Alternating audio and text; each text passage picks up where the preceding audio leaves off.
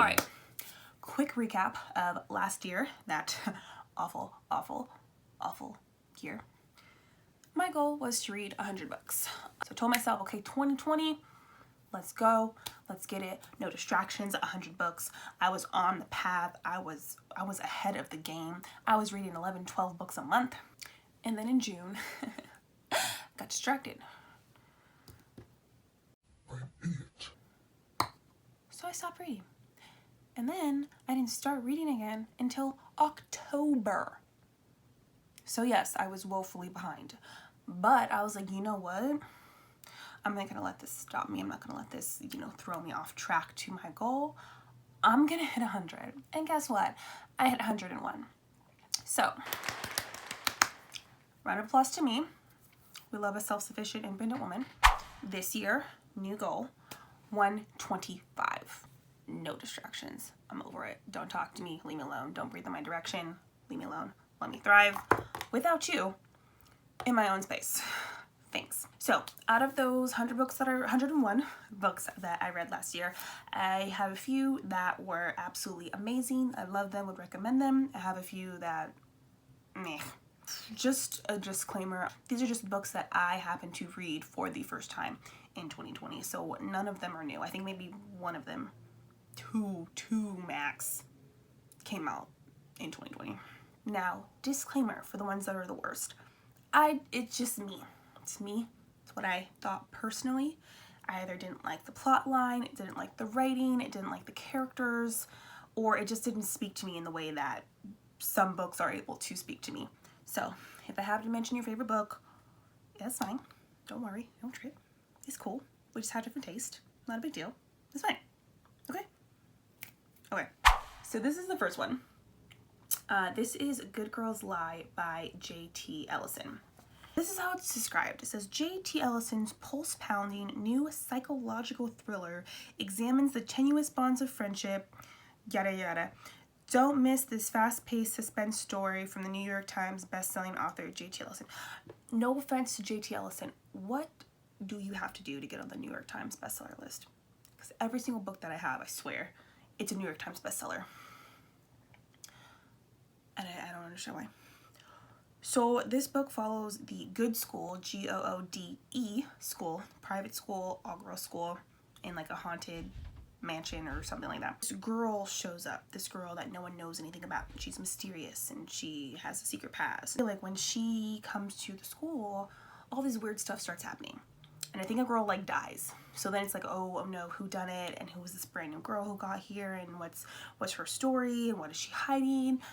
Da-da-da-da, this, that, and the third. I just was not invested. The only reason I finished reading it was because it's a pretty, like, short book by my standards. So I was like, okay, like, you might as well finish reading it. But for me personally, just it wasn't anything special. When it finally came out, like, who the girl was and what her story was, I was just kind of like, okay. So, gave it a 2 stars out of 5. I would have given it a 1.5, but Goodreads doesn't have half stars, so I digress. Next one. This one got me because I knew better. I knew better than to get this book. So, Pieces of Her by Karen Slaughter. You would think that with a last name like that, I would be more intrigued by her writing style.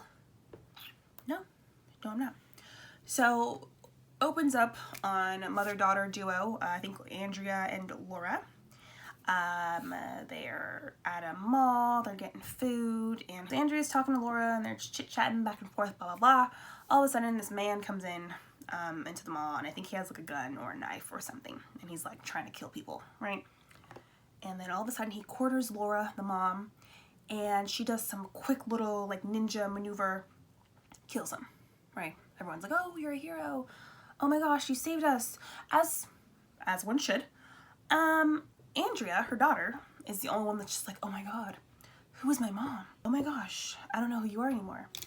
And all of that, okay? But after this point in time, I think Laura is like shot and she's in the hospital, so now it's up to Andrea to figure out these like secret pieces of her mother's life. And while she's doing that, I think she's being chased by someone. She's like on the run as well. So story flops back and forth between the present time, Andrea trying to figure out Laura's past, and then Laura's actual past and where she came from and who she is, and da da da da. Now we figure out, you know, who was behind, you know, Laura getting shot and what happened. I don't know, it was just like a huge letdown for me. But I think the thing with Karen Slaughter is that in her writing, I feel like maybe it's that she gives too much away in the telling of the story, so that when it finally comes down to like what happened, you already know, and you've known for quite some time.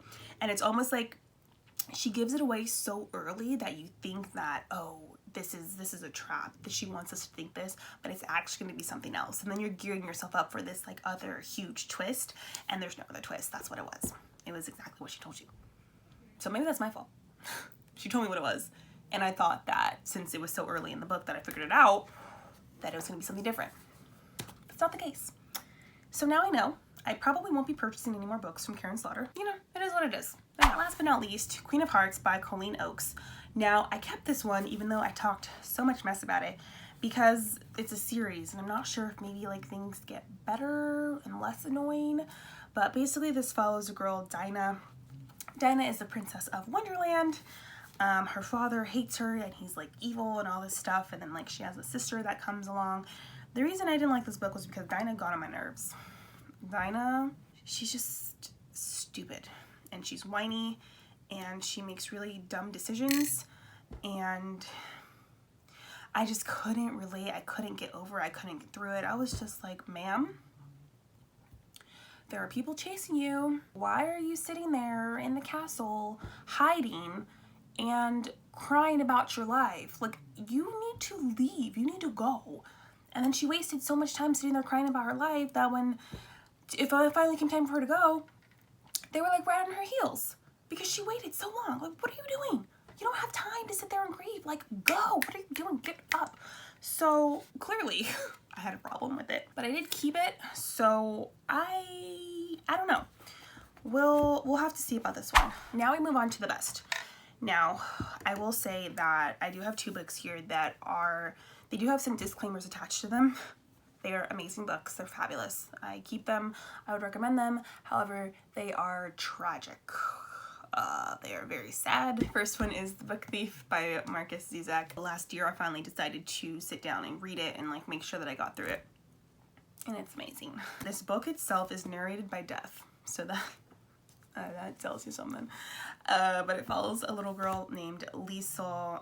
She's a foster girl. She's living right outside of Nazi Germany.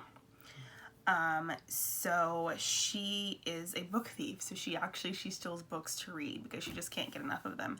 And her family actually ends up harboring a Jew. And that's in the description, so I'm not giving anything away.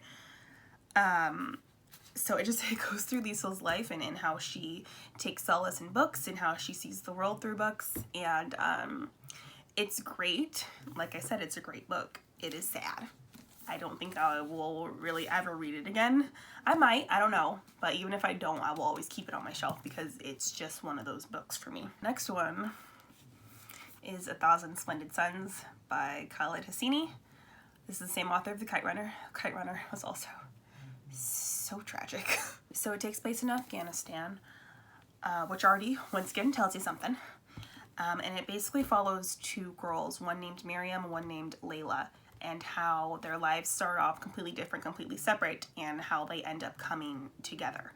I won't say more than that because anything more than that honestly will kind of give it away and give away just the details of the story.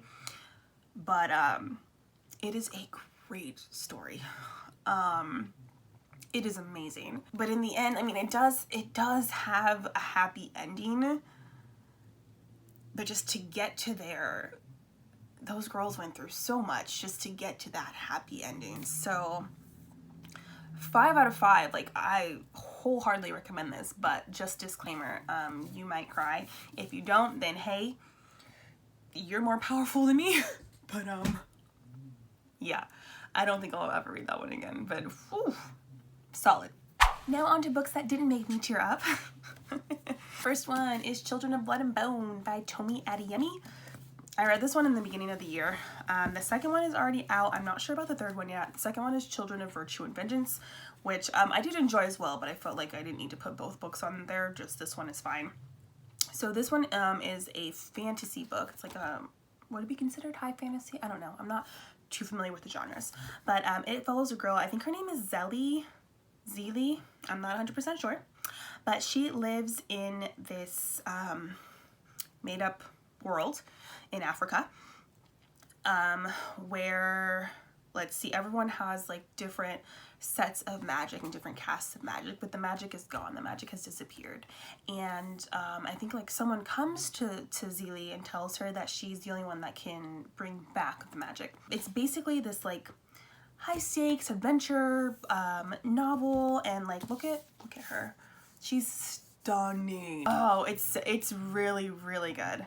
So like this is a little synopsis. It says, they killed my mother, they took our magic, they tried to bury us, now we rise. Awesome. 5 out of 5. 10 out of 10. It's amazing. Just the storytelling, very vivid picture. Next one is Lock Every Door by Riley Sager. This is a book of the month edition. Riley Sager apparently is a pseudonym, so that's not even their real name. So we're gonna use they, because I'm not quite sure.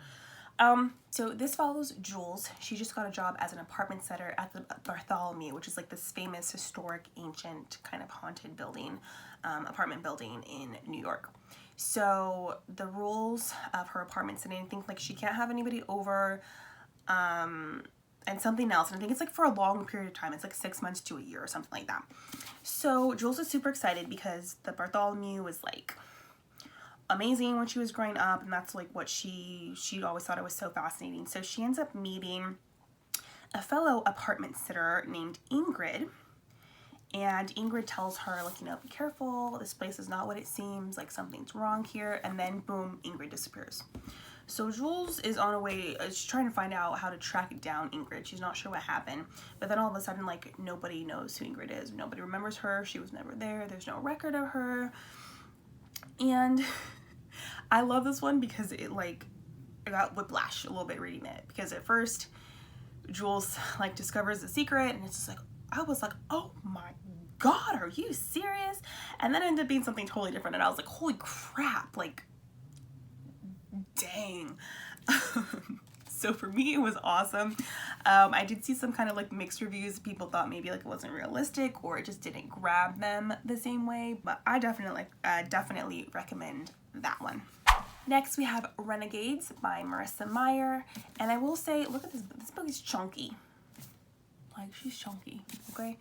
I've had this one for a while, but just the size of it and then the subject matter of it was what had me, like, just kind of waiting to read it. So Renegades is actually about superheroes, if y'all didn't know. So there's the anarchists, and then there's the renegades. Now, the renegades took over power back when there was complete chaos and anarchy. They're the ones that kind of tighten the reins and like have kind of control or whatever. There's like a council that controls the other superheroes in the world. That's who the renegades are. The anarchists are the exact opposite. They want things back the way that they were before the renegades came in and took over. So this follows a girl named Nova. She is an anarchist, and she has a pretty valid reason for hating the renegades. So she tries to infiltrate them and come in and bring them down, basically. Now, Renegades is first in a 3-part series. So there's Renegades, Supernova, and Arch Enemies. I think it's Arch Enemies and then Supernova. So I wasn't sure if I was gonna like this, but it's good. It's like solid. I definitely recommend it. Like I said, she's a little bit of a chunker, but totally fine. I did guess a little twist at the end, but that's fine. Like, it just makes me more invested, and I want to know what happens. So definitely a solid one. All right, y'all, so that is it. We had 4 of the not so good for me, and then 4 of the great, plus 2 additional absolutely amazing, fabulous 10 out of 10 recommend. However, you might cry because it's tragic. And that sums it up. So thank you guys so much for watching. Definitely appreciate it. Let me know if you have read any books, if you set any goals for yourself for the reading year of 2020 and then as well as 2021. Feel free to like, comment, and subscribe if you haven't already. And I will see y'all in the next video. Stay safe. Take care of yourself, please. Hydrate if you can. Get some sleep if you need it. And I'll talk to you later. Bye.